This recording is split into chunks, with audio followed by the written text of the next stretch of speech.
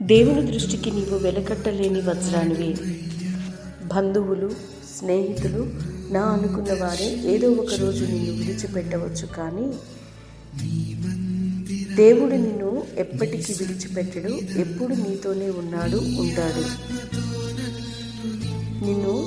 నువ్వు కోరుకున్న వాళ్ళు మిగిల్చిన ఒంటరితనంలో ఉంటూ నేను ఒంటరి వాడిని అని దిగులు పడకూడదు. దేవుడు నీతో ఉన్నాడు, నిన్ను ఒంటరిగా వదిలేయడు. ఎందుకంటే ఆయనకు నువ్వు కావాలి. ఎందుకంటే దేవుని దృష్టిలో నీవు ఎంతో విలువైన వాడివి. ఈరోజు దేవుని చెంతకు వచ్చి నీ హృదయంలో ఉన్న బాధను ఆయనతో చెప్పుకో. నీ బాధను వింటాడు, అర్థం చేసుకొని నీకు సహాయం చేస్తాడు. ఆయన నిన్ను ఎప్పటికీ ఒంటరిగా వదిలిపెట్టే దేవుడు కానే కాదు మిత్రమా.